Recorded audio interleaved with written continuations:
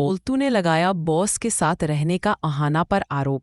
अहाना ने सिखाया पोल्तू को सबक। बड़े घर की छोटी बहू के आज के एपिसोड की शुरुआत एक भारी तनाव के साथ होती है, जहां परिवार की मर्यादा और एक कामकाजी महिला के स्वाभिमान के बीच एक भीषण युद्ध छिड़ गया है।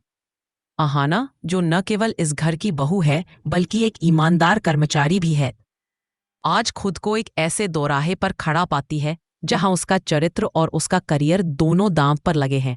रात के सन्नाटे में जब पूरा मोहल्ला सो रहा था, अहाना के फोन की घंटी बजती है और उसके बॉस का कॉल आता है कि हेड ऑफिस में मंडे को रिपोर्ट जमा करनी है और बैलेंस शीट के जरूरी कागजात अहाना के लॉकर में बंद हैं।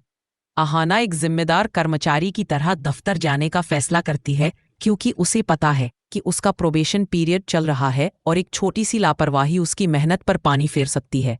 लेकिन इस घर में एक ऐसा शख्स भी है जिसकी नज़रें हमेशा अहाना की कामयाबी को नीचा दिखाने के बहाने ढूंढती रहती हैं, और वो है पोल्तू।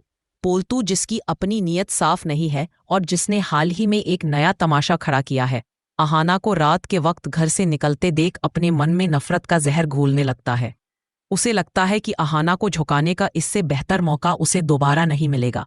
जैसे ही अहाना घर से कदम बाहर निकालती है, पोल्तू दबे पांव अर्जुन के पास पहुंचता है। अर्जुन, जो अहाना का पति है और स्वभाव से थोड़ा कच्चा है, पोल्तू की बातों में आसानी से आ जाता है। पोल्तू बेहद शातिर तरीके से अर्जुन के कान भरते हुए कहता है कि भाई, तुमने कभी सोचा है कि एक दफ्तर रात को क्यों खुलेगा, और वो कौन सा बॉस है जो आधी रात को अपनी महिला कर्मचारी को सिर्फ एक चाबी के लिए बुलाता है। पोल्तू के शब्द जहर की तरह अर्जुन के दिल में उतरने लगते हैं।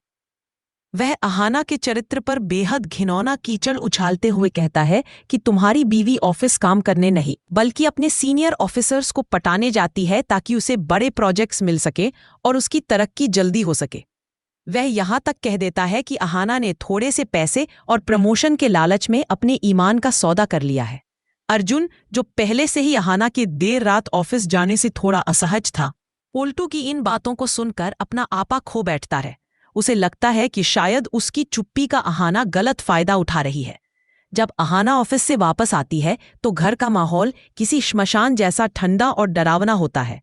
अर्जुन हॉल में उसका इंतजार कर रहा होता है और जैसे ही अहाना अंदर कदम रखती है, वह उस पर चिल्ला पड़ता है। अर्जुन की आवाज में कड़वाहट और अविश्वास साफ झलक रहा था।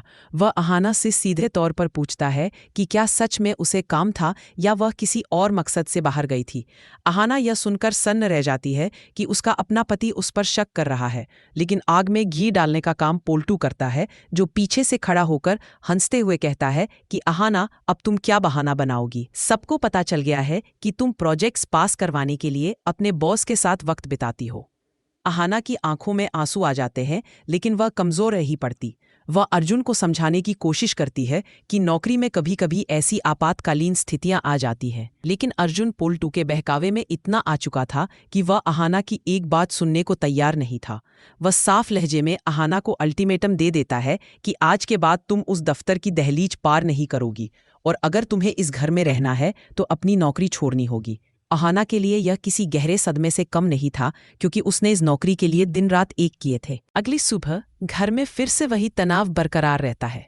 पोल्तू अपनी जीत का जश्न मना रहा होता है और अर्जुन को बार बार याद दिलाता रहता है कि उसने सही फैसला लिया है, क्योंकि औरत अगर हाथ से निकल जाए तो घर बर्बाद हो जाता है। लेकिन अहाना ने रात भर जागकर यह तय कर लिया था कि वह गलत के आगे घुटने नहीं टेकेगी। जब ऑफिस जाने का वक्त होता है, अहाना अपनी साड़ी ठीक करती है और अपना बैग उठाकर बाहर निकलने लगती है। अर्जुन उसे रोकते हुए कहता है कि क्या तुम्हें मेरी बात समझ नहीं आई? मैंने कहा था कि तुम ऑफिस नहीं जाओगी। अहाना रुकती है और अर्जुन की आंखों में आंखें डालकर कहती है कि मैं ऑफिस जाऊंगी क्योंकि मैं गलत नहीं हूं।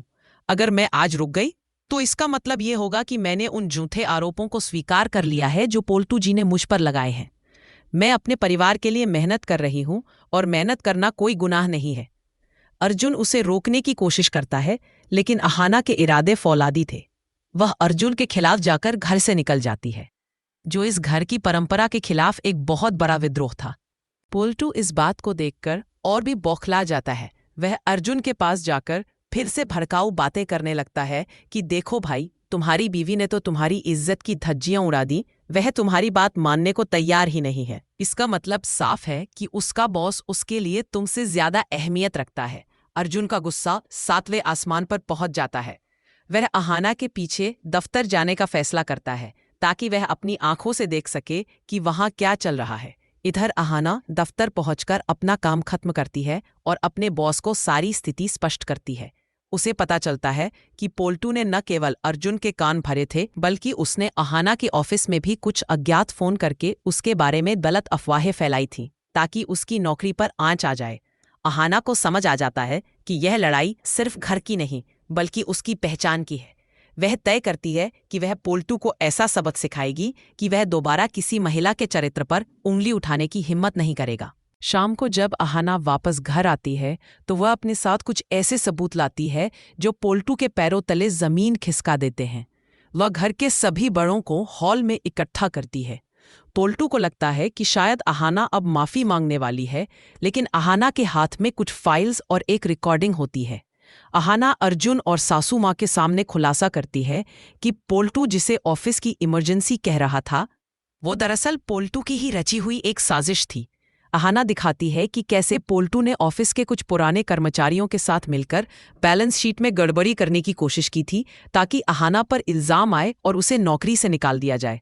अहाना ने अपनी सूझबूझ से उन गलतियों को पकड़ लिया था और इसीलिए उसे रात को बुलाया गया था। इतना ही नहीं, अहाना वह रिकॉर्डिंग बजाती है जिसमें पोल्टू किसी से फोन पर कह रहा था कि वह अहाना को घर और दफ्तर दोनों जगह से बेइज्जत करके बाहर निकाल देगा। सच्चाई सामने आते ही अर्जुन का सिर शर्म से झुक जाता है। उसे अपनी गलती का एहसास होता है कि उसने एक बाहरी शख्स और अपने धूर्त भाई की बातों में आकर अपनी पत्नी पर शक किया। सासू माँ भी पोल्टू को फटकार लगाती है और कहती हैं कि इस घर की बहू ने हमेशा सबकी भलाई सोची है और तुमने उसके चरित्र पर वार किया।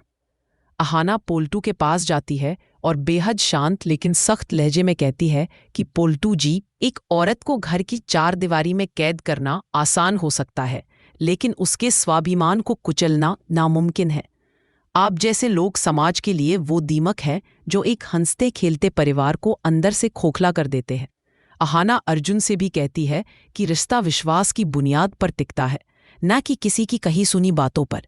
अगर आपको मुझ पर भरोसा नहीं है तो इस नौकरी से ज्यादा हमारा रिश्ता खतरे में है। अर्जुन अहाना से अपनी गलती की माफी मांगता है और उसे वचन देता है कि वह भविष्य में कभी भी किसी तीसरे की बात में आकर उस पर अविश्वास नहीं करेगा। इस पूरे घटनाक्रम के बाद बड़े घर की छोटी बहू अहाना और भी शक्तिशाली होकर उभरती है। उसने न केवल अपनी नौकरी बचाई बल्कि पोल्टू की गंदी राजनीति का पर्दाफाश भी कर दिया। पोल्टू अब घर में अलग थलग पड़ गया है, लेकिन उसके मन में बदले की आग अभी भी ठंडी नहीं हुई है। वह हार मानने वालों में से नहीं है और अब वह अहाना को नीचा दिखाने के लिए और भी बड़े षड्यंत्र रचने की तैयारी कर रहा है। अहाना जानती है कि उसकी राह आसान नहीं है, लेकिन उसे अब अपनी शक्ति का एहसास हो गया है। वह समझ गई है कि जब तक वह खुद के लिए खड़ी नहीं होगी, दुनिया उसे दबाती रहेगी। आने वाले एपिसोड्स में यह देखना दिलचस्प होगा कि क्या अर्जुन अहाना का पूरी तरह साथ दे पाएगा या पोल्टू फिर से कोई ऐसी चाल चलेगा जिससे इस परिवार की खुशियां बिखर जाएंगी। फिलहाल अहाना ने अपनी जीत का परचम लहरा दिया है और यह साबित कर दिया है कि एक छोटी बहू भी अगर चाहे तो पूरे बड़े घर की मर्यादा को अपने दम पर बचा सकती है। घर के माहौल में अभी भी एक अजीब सी खामोशी है जो आने वाले बड़े तूफान का संकेत दे रही है, लेकिन अहाना अब उस तूफान का सामना करने के लिए पूरी तरह तैयार है। अगली सुबह जब सूरज की पहली किरण अहाना के चेहरे पर पड़ती है तो उसकी आंखों में एक नया आत्मविश्वास होता है। वह जानती है कि घर की शांति अस्थायी है और पोल्टू जैसे लोग हार को इतनी आसानी से स्वीकार नहीं करते। अर्जुन के व्यवहार में बदलाव आया है। वह अहाना की छोटी छोटी ज़रूरतों का ख्याल रखने लगा है, मानो वह अपने किए का प्रायश्चित कर रहा हो। लेकिन अहाना के लिए सिर्फ माफ़ी काफ़ी नहीं थी। उसे उस मानसिकता को बदलना था जो मानती है कि एक सफल महिला हमेशा गलत रास्तों का चुनाव करती है। दफ्तर में भी अहाना का सम्मान बढ़ गया है क्योंकि उसकी ईमानदारी की वजह से एक बहुत बड़ा वित्तीय घोटाला टल गया। उसके बॉस ने उसकी सराहना की और उसे नए प्रोजेक्ट की कमान सौंप दी। जब यह खबर घर पहुंचती है तो पोल्टू फिर से जलभुन कर राख हो जाता है। उसे लगता है कि अहाना की हर जीत उसकी अपनी हार है। वह अब अहाना की सास और घर की अन्य महिलाओं को उकसाने का नया तरीका ढूंढता है। वह कहता है कि बहुएं अगर ज्यादा पढ़ लिख जाएं और पैसा कमाने लगे तो वे घर के बड़ों को कुछ नहीं समझती। वह फिर से परंपराओं और रीतियों का सहारा लेकर अहाना के खिलाफ एक नया मोर्चा खोलने की कोशिश करता है। लेकिन अहाना अब सतर्क है।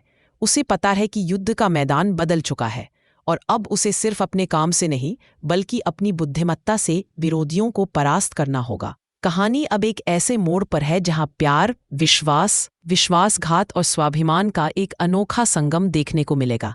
क्या अहाना अपनी गृहस्थी और करियर के बीच का यह संतुलन बरकरार रख पाएगी या पोल्टू की नफरत की आग सब कुछ भस्म कर देगी? यह आने वाले वक्त में ही पता चलेगा। अहाना की यह यात्रा अब सिर्फ एक बहू की कहानी नहीं रही बल्कि हर उस महिला की आवाज बन गई है जो अपने सपनों के लिए लड़ रही है। आज के एपिसोड में बस इतना ही। कमेंट में बताइए ये स्टोरी कैसा लगा।